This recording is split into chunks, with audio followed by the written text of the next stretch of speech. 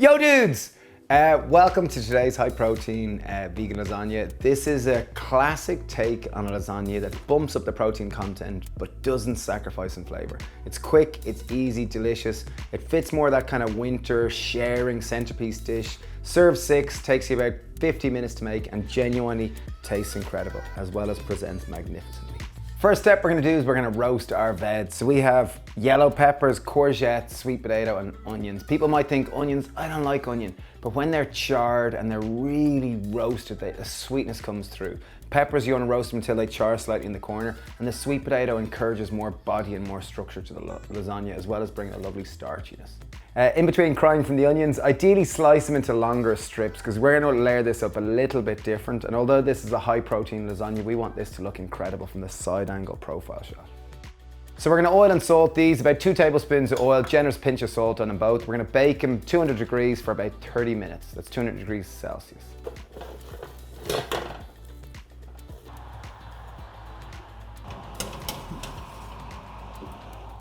Next step we're going to do is we're going to make our tomato sauce while our veg are cooking in the onion. So first step, chop our garlic and chili into finely bite-sized pieces. We're going to put a tablespoon of oil into our hot pan and we're going to fry that for 2 to 3 minutes until the garlic starts to go golden but doesn't go too far. Next step, now that our garlic has kind of gone golden, we're going to add in 100 ml of red wine and let the alcohol evaporate and let this function as a lovely base flavour for our tomato sauce. So we're using the dried, sun-dried tomatoes, just chop them into fine little slices. These are gonna be like meaty chunks. Next, we're gonna add in our tomato puree, our drained and rinsed lentils. We're gonna add in our maple syrup, we're gonna add in our bay leaf, our thyme, our chopped tomatoes, and our chopped sun-dried tomatoes. So all these ingredients are store cupboard staples that you'll be able to have. And just the garlic and chili adds that lovely base flavors. It works perfect as a wonderful bolognese sauce. So I'm gonna bring that to the boil, reduce it to a simmer, just stirring it occasionally, and then we're just gonna taste and adjust the seasoning before we bring our dish together. So when we season it, we're trying to balance the 5 basic flavors: salt, sweet, acid, bitter, and umami. So generally we'll start with a little bit of salt, a little bit of black pepper, and then if we want a little bit of acid, I'm gonna use some balsamic vinegar. Sauce looks fabulous, just time to season it. So I'm gonna start with a teaspoon of salt, gonna put in black pepper to taste, and then if the dish just needs that little bit of vitality, just put half a teaspoon of balsamic vinegar if you think it needs it. Next step we're gonna make is a bechamel. This is a higher protein bechamel, so we're gonna use gram flour instead of normal flour, which typically has a 20% protein content. And often we say, like, we'll make bechamels around cashew nuts, but today we're actually gonna make it on seeds for those people with nut allergies. So we're gonna use tahini as the base. So we have 50 grams of tahini. Into a blender, I have 200 ml of non-dairy milk of choice. I'm using oat milk, or 50 grams of tahini, use light tahini. 300 grams of silken tofu. I'm gonna put in a nice generous pinch of salt, a little bit of black pepper. If you like a little bit of aromatic note, a little bit of that sweet fragrant note, I'm just gonna use a little bit of nutmeg. If you have ground, use ground. I think fresh is a little bit better. Just gonna go with a little bit. What we're gonna do here is we're gonna blend till it's silky smooth. So I've put a saucepan on medium heat. I'm gonna add in 3 tablespoons of oil of choice. I'm gonna sift in 3 tablespoons of gram flour and cook that off for a minute or 2, just until it loses that raw gram flour taste. I've cooked in our roux until it's nice and bubbling. I'm gonna add in the basics of our blended sauce now. So just add it in a little bit at a time. So this is really starting to thicken up beautifully. Just bring it together until it's a lovely creamy sauce. And then we're gonna simply just taste and adjust the seasoning.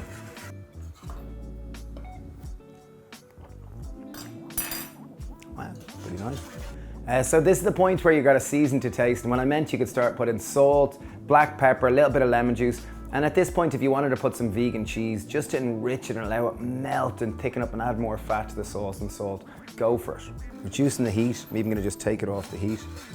Just keep stirring it so it doesn't stick and burn. As this cools, this will thicken up nicely anyway. So our veg is roasted, smells amazing. A real simple top tip to know if your veg is done is, have a look at the peppers here. See the way they're starting to char around the corner? That char is extra flavor. You really want that. And even a little bit of burn is fabulous in the red onions. The sweet potatoes are really soft. They're gonna soak up that sauce beautifully, and the courgette will just add a nice sweet gooiness. So grab your oven dish or whatever size you have. This is the size we're gonna use. It works out great. Take our bechamel. I'm gonna start with the basic layer of our high protein bechamel. Just spread that out. That's gonna prevent our lasagna sheets from sticking. Next step, we're adding in our lasagna sheets.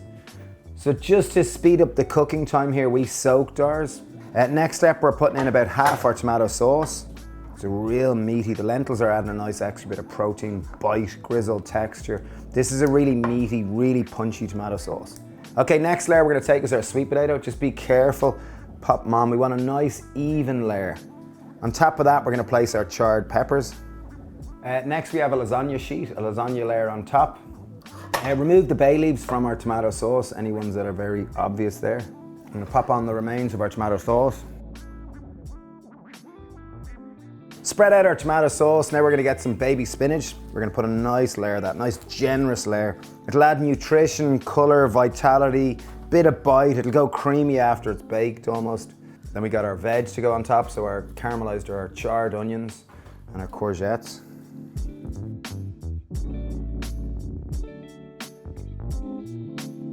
Now to finish it off, we're gonna go with our last layer of lasagna sheets, and then we're putting loads of white sauce.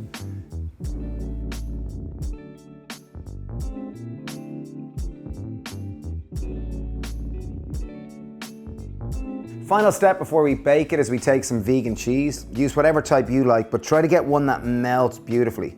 So our oven is still at 200 degrees Celsius, and we're gonna just pop this in and finish it, allow the flavors to come together.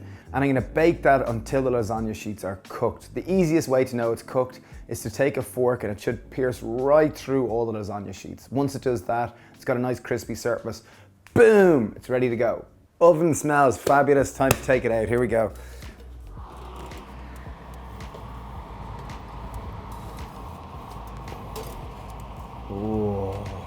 Oh, this looks beautiful, look at that. Fabulous. Delicious. You see the bechamel, nice kind of gone creamy looking, really, really nice. Okay, so we're gonna cut our lasagna, and the best tool to cut lasagna is actually a scissors. You might think this is crazy, but when you cut with, say, a chef's knife, you're much more likely to be dragging lasagna around the dish, whereas scissors work much better. Have a look.